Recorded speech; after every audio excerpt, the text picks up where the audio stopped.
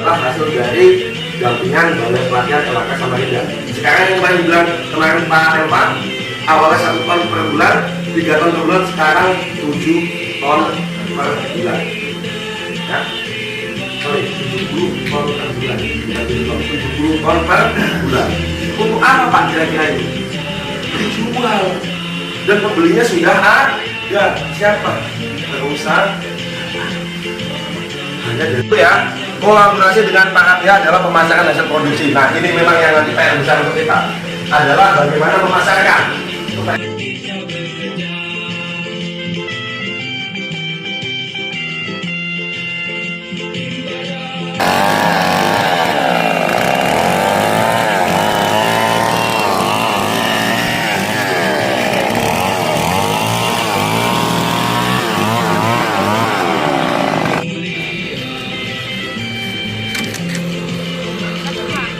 Perhatikan Pak ya, perhatikan sebentar, yuk perhatikan sebentar. Untuk yang model sederhana, yang masih pakai bambu, semakin panjang bambu sebenarnya semakin baik. Karena apa? Semakin panjang bambu, proses pendinginan akan semakin banyak. Ya, semakin pendek bambu, proses pendinginan juga akan semakin pendek. Jadi,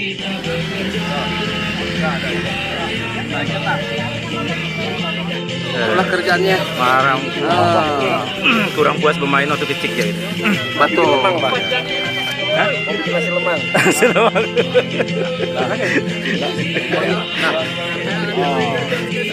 Oke. Kencang lagi, buka lagi sedikit.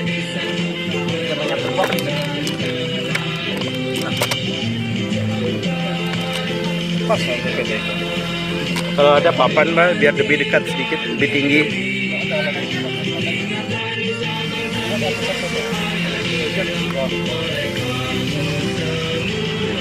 Alat kaki. Kalau udah sampai ini, oh, tadi kalau ini dari YouTube tenang. Nah, kelompok 1 gimana? Cuka sudah keluar? Sudah keluar? Kelompok 3? Sudah bisa keluar? Sudah. Untuk kita semua, yuk. Berarti tahap pertama kita sudah bisa mengeluarkan cuka, kayu atau asap cair. Tahap kedua kita akan latihan bagaimana melakukan pemurnian cuka kayu. Ingat, yang keluar pertama itu bisa dianggap sebagai grade 3 atau istilahnya crude yang masih kotor. Nah, kita biasanya kalau di balai diklat adalah bagaimana memisahkannya. Kita endapkan selama 1 malam, ya, sehingga dia akan nyata terpisah dari teh ke cuka kayunya. Dan yang dimiliki oleh Manggalati, dan di sana ada yang dimiliki oleh Balai Pelatihan, sama saja. Hanya saja ini lebih besar dan di sana yang kecil, ya, seperti itu, ya. Silakan. Ini adalah tabungnya, tabung untuk menampung cuka kayu tadi. Kemudian melalui pemanasan dari bawah, kemudian kita dinginkan, sama juga proses seperti itu, didinginkan lagi begini. Nah, setelah itu hasilnya akan keluar di sana. Untuk temperatur tekanan Diisi 30 liter, nanti diuapkan. Setelah keluar hasil sulingan 25 liter, dihentikan, disisakan 5 liter endapannya. Ini kalau boleh cerita, dulu mungkin sama Manggalakni kami Lagi ya? Boleh.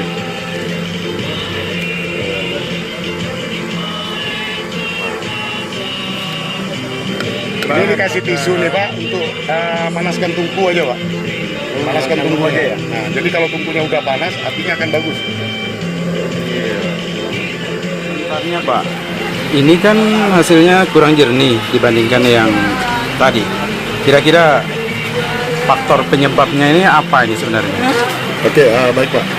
Ini kan hasilnya kurang jernih. Biasanya ini karena terlalu hangat Pak. Di tabung kondensornya ini agak airnya tuh hangat, kurang dingin. Kurang dingin. Yang kedua, suhu yang ada di dalam ini biasanya melebihi dari 70 derajat. Makanya kalau lebih dari 70 derajat, air yang ada di dalam ini akan mengangkat Pak, naik. Iya. Seperti itu. Berarti solusinya ini sebenarnya ini harus ada alat ukur suhu. Ya, sebenarnya. seperti itu Pak. Sebenarnya itu ya. Beri kekurangan alat ini tidak ada alat pengukur suhunya. Betul. Iya. Dengan tekanan Pak. Karena ini mudah sumber Pak, oleh tar. Makanya dan ini berisiko kalau tidak ada tekanan. Karena ini kalau melakukan tekanan 150 PSI, ini meledak Pak. Ini bisa meledak Pak. Nah, kalau press turun.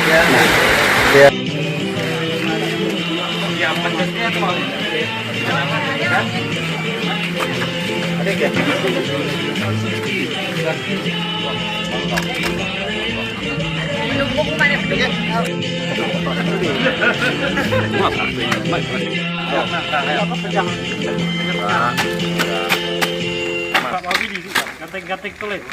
Dia mau dikit-dikit lagi banyak-banyak. Aduh no. Apa ini banyak banget? Oh. Pak siapa nih tukang aduk nih? Bang Abdul Malik. Abdul Malik ya. Sudah?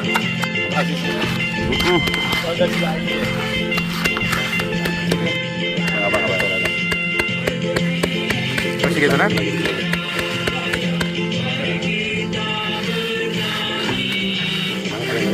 Hangat, tapi jangan sampai jadi bubur. Gitu Pak. Biar pulen. Oh Bang, apa?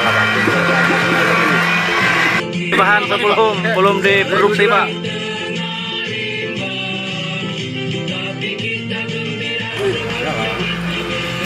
Gas.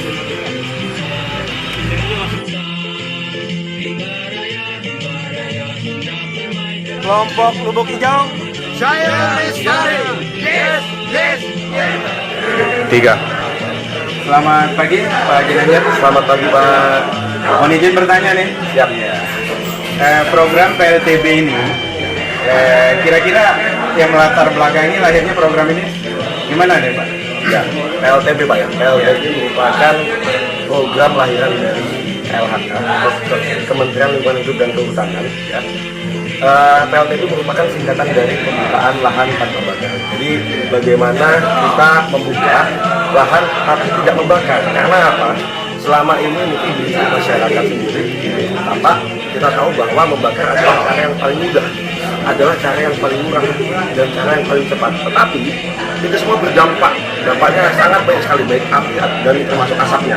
Nah, KLHK boleh berpikir bagaimana memberikan larangan tetapi juga membawa solusi, dan lahirlah yang namanya PLTB sebagai solusi atau jawaban untuk menjawab masyarakat agar tidak membakar kendaraan. Berarti ada tujuan-tujuan tertentu juga ya pasti. Ya. Kira-kira tujuan yang paling utama dari kegiatan ini?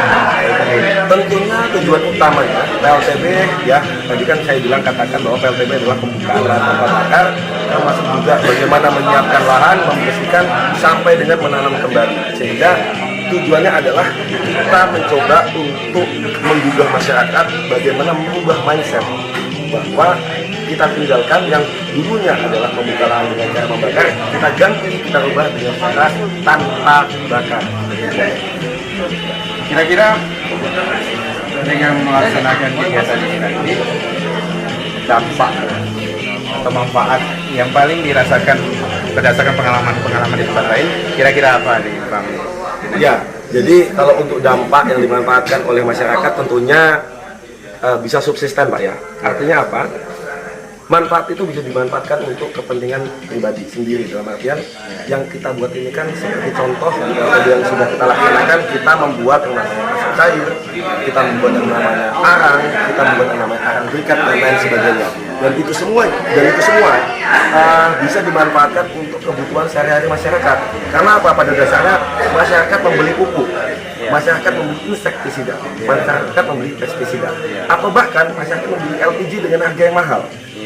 Padahal itu semuanya ada secara gratis di lahan kita sendiri, tapi perlu dengan sentuhan-sentuhan khusus seperti itu. Jadi, dan mungkin manfaat lainnya ketika mereka bisa melihat ada peluang bisnis, ya, bisa kita kemas lagi menjadi peluang bisnis, karena itu semua memiliki nilai rupiah, memiliki nilai yang kita tidak ketahui. Perubahan mindset perilaku. Nanti jadi awalnya mindset, kemudian harapannya dari mindset, dia kan berpikir, harus merasakan dulu masyarakat. Jangan cuma kita datang ke sini untuk mensosialisasikan, tapi kita ajak untuk dia bisa merasakan, mengaplikasikan sehingga kedepannya adalah habituasi, habitnya, perilakunya bisa berubah. Terima kasih Mas Gani Sama-sama. atas penjelasannya. Sukses.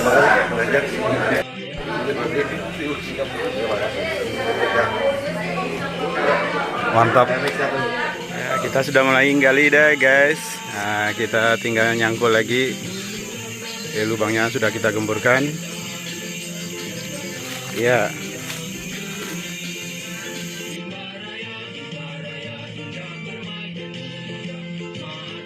Oke guys.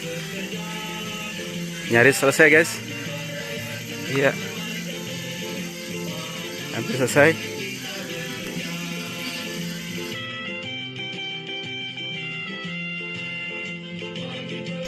Oke guys, sudah selesai membuat pondok darurat ya, supaya terhindar dari hujan siang dan malam.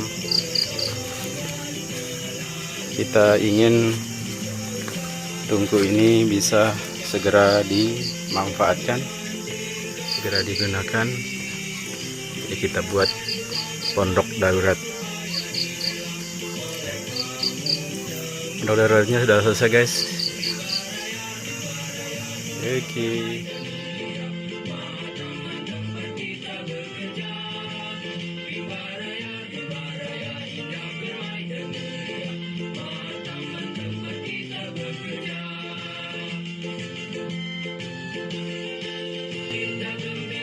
Ya, kita sudah mulai membuat cuka kayu dengan tungku baru yang kita buat ya. Nah, ini asapnya udah mulai keluar, kemudian ya sudah mulai menetes, cuka kayunya sudah mulai menetes guys ya.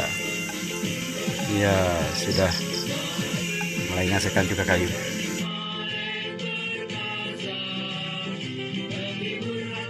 Oke guys, ini udah malam hari. Kita coba lanjutkan untuk melihat perkembangan ya, berapa volume cuka kayu yang dihasilkan selama 1 jam lebih ya. Dari tadi nampaknya sih cuka kayunya lancar benar nih keluar nih ya. Tetesannya lumayan lancar ya. Kesimpulannya, tindak lanjut atau aksi nyata implementasi hasil bintek pembuatan arang beriket dan cuka kayu telah berhasil saya praktekkan di bumi perkemahan Ekokem Saga Partai Ranting Gerakan Pramuka Sebagian Besar guys. Semoga hasil bintek ini dapat kami kembangkan untuk adik-adik pramuka ya, terutama Saka Taruna Bumi, Saka Wana Bakti dan Bakti Wisada. Demikian, terima kasih guys. Selamat malam.